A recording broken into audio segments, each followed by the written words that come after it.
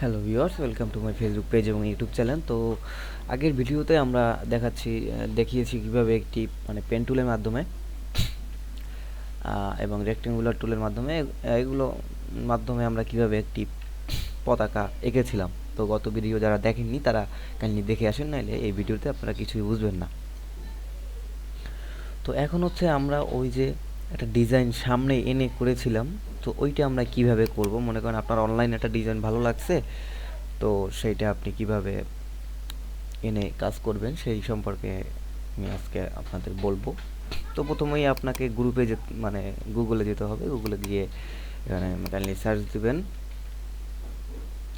এটা যেহেতু national flag ছিল, এনে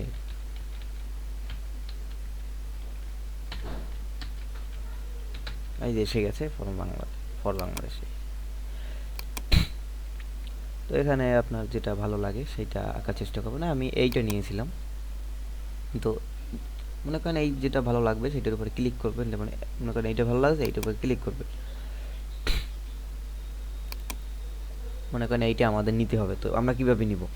আমরা দুইটা ভাবে এটা নিতে পারি। একটি হচ্ছে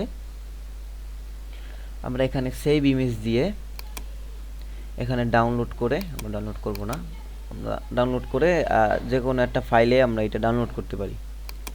আরেকটি হচ্ছে আমরা সরাসরি এখানে কপি ইমেজ, এই যে লেখা আছে কপি ইমেজ, এই কপি ইমেজে ক্লিক করে তারপরে আমরা আমাদের সফটওয়্যারের ভিতর গিয়ে কন্ট্রোল ভি প্রেস করতে পারি। আমরা সবাই জানি কন্ট্রোল ভি প্রেস করলে পেস্ট হয়। বা আমরা এইখান থেকে ফাইলে এসে কন্ট্রোল ভি পেস্ট করি, এখানে মনে হয় নেই। তো আমরা কন্ট্রোল ভি, আমরা সবাই জানি কন্ট্রোল ভি প্রেস করলে কোনো জিনিস কপি থাকলে সেটা পেস্ট হয়। তো এই যে আমরা চিত্রটা এনেছি। তারপরে আপনারা বলতে পারেন আগের ভিডিওতে তো এই নিচে এই জায়গাটা ছিল না, এই যে এই নিচে এই জায়গাটা তো ছিল না, আমরা সেটা সাদা ব্যাকগ্রাউন্ডের ভিতরে শুধু এঁকেছি। তো আজকে দেখাবো এই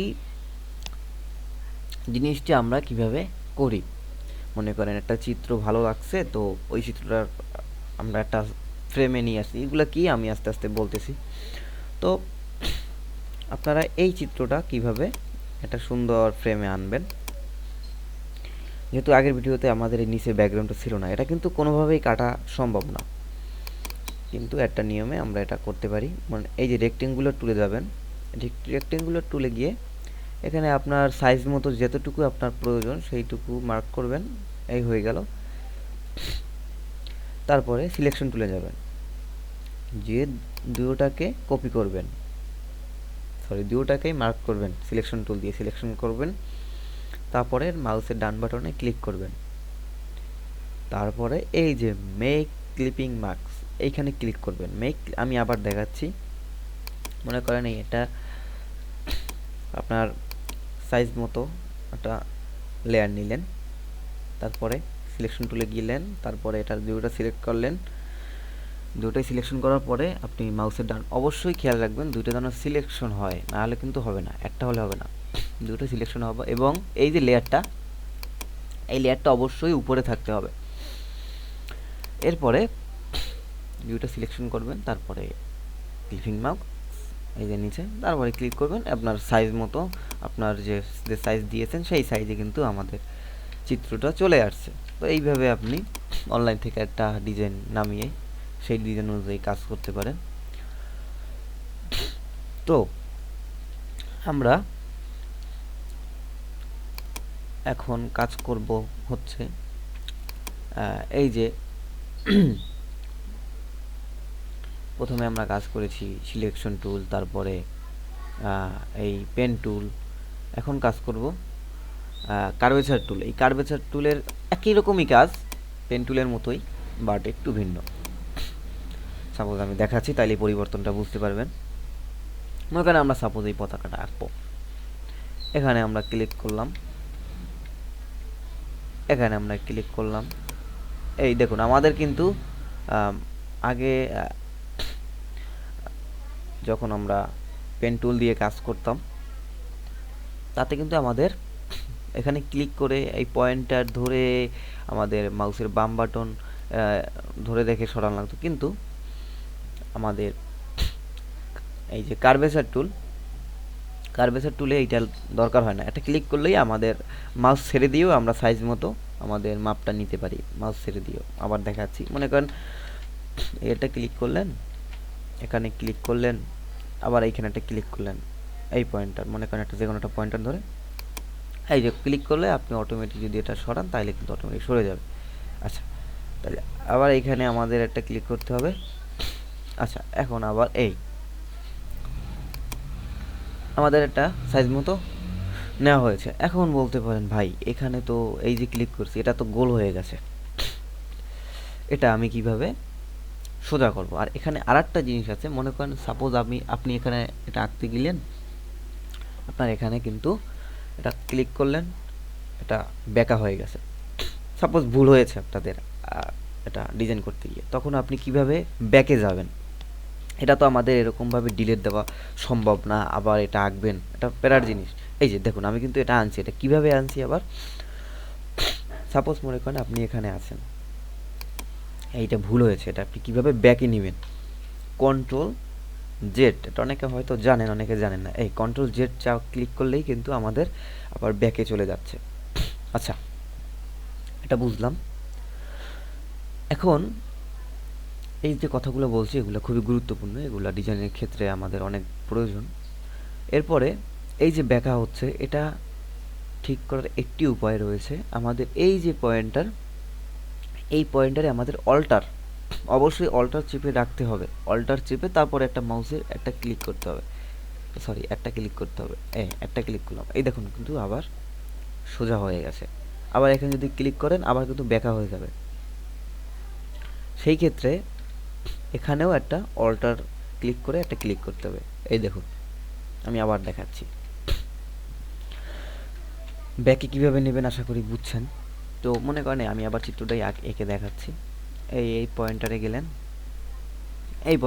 মাউস কিন্তু আমার ছাড়া অবস্থায় আছে, কোনো বাটন আমি ক্লিক করে ধরে রাখিনি, কোনো কিবোর্ডে কোনো জায়গায় ধরে রাখিনি। তারপরে এখানে একটা ক্লিক করবেন আপনার সাইজ মতো, আবার এখানে একটা ক্লিক করবেন, এই ঠিক আছে। তো এখন এই যে পয়েন্টার, এই যে আমাদের এখানে সোজা নেওয়ার জন্য আমাদের কী করতে হবে? এখানে গিয়ে আগের পয়েন্টারে আমাদের অল্টার চেপে একটা ক্লিক করতে হবে মাউসে, তারপরে আবার এই যে সোজা হয়েছে। এখানে ক্লিক করার আগে আমাদের কিন্তু অল্টার চেপে রাখতে হবে, তারপরে ক্লিক করতে হবে, তাহলে আপনাদের কাজটা সোজা হয়ে যাবে। তারপরে আবার এখানে ক্লিক করলে একটা, এখানে কিন্তু আমাদের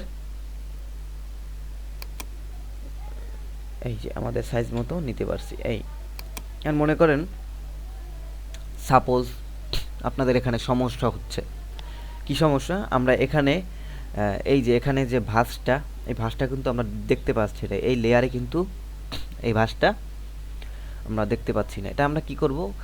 আমরা কাজের সুবিধার্থে আমরা এটা যখন আমরা কোনো ডিজাইন করব বা কোনো কিছু আঁকবো পেন টুল বা কার্ভেচার টুল দিয়ে, তখন আমরা এই যে কালারে গিয়ে এটা আমরা বর্ডার করে দেব। এই কিন্তু বর্ডার হয়ে গেছে, দেখেন সাইড দিয়ে কিন্তু বর্ডার হয়ে গেছে। তারপরে আমরা এই আমাদের সাইজ মতো নিলাম, সরি এই যে আমরা ব্যাকে নিয়ে এখানে আমরা এই যে সাইজ মতো নিলাম, এখানে কিন্তু আমাদের দেখাচ্ছে। আমরা কি করব? এখানে গিয়ে এই যে তীর চিহ্নের মতো এখানে গিয়ে আমরা এটা বর্ডার করে দেব। তারপরে এই যে আমরা দেখতে পাচ্ছি এখন খুব সহজ হচ্ছে এখন কাজ, এই তো। তারপরে আবার এখানে গিয়ে আমরা যদি আমাদের এখানে মনে হয় যে একটু করতে হবে, তাইলে আমাদের এই যে সরিয়ে এখানে আবার এখানে অল্টার ক্লিক করে রাখতে হবে, এটা আপনারা জানেন কিভাবে করবেন। আবার এখানে অল্টার ক্লিক করে ক্লিক করতে হবে। আপনারা যদি অল্টার ক্লিক না করেন তাহলে কিন্তু এটা বেঁকা হয়ে যাবে, এই দেখতে কিন্তু খারাপ দেখাবে। আচ্ছা, আমি ব্যাকে নিয়ে এসেছি কীভাবে সেটা আপনারা জানেন, কন্ট্রোল ভি, আবার বলছি। আচ্ছা, অল্টার চেপে তারপরে এখানে ক্লিক করতে হবে। যারা জিনিসটা বুঝেন নাই ভিডিওটা আবার দেখবেন ভালো করে। এই আজকের ভিডিওটা কিন্তু খুবই গুরুত্বপূর্ণ। আমরা আস্তে আস্তে ডিজাইনের দিকে যাচ্ছি। আপনারা ডিজাইন যেভাবে দেখাচ্ছি সেভাবে আপনারা আস্তে আস্তে করবেন। আমরা কিন্তু আস্তে আস্তে ডিজাইনের পথে যাচ্ছি, আস্তে আস্তে আমরা আরও ডিজাইন শিখব।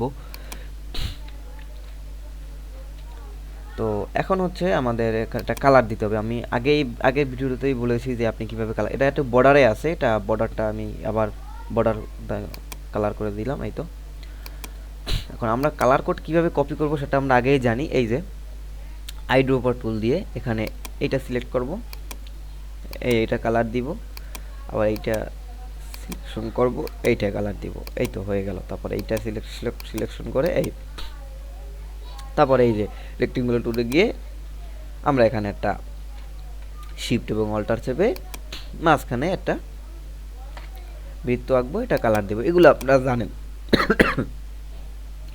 এগুলো আপনারা জানেন অবশ্যই।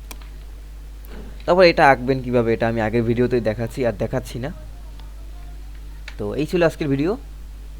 আজকে আমরা এই একটা টুল নিয়ে কথা বলছি আর কিছু ফাংশনাল বিষয় নিয়ে কথা বলছি। যারা ভিডিওটা স্কিপ করছেন তারা কিছুই বুঝবেন না, আর যারা করেন নাই এখনও দেখতেছেন তাদের অসংখ্য ধন্যবাদ ভিডিওটা দেখার জন্য। সাবস্ক্রাইব করে অবশ্যই পাশে থাকবেন, যাতে পরে নতুন নতুন আপনাদের ভিডিও উপহার দিতে পারি। ধন্যবাদ সবাইকে।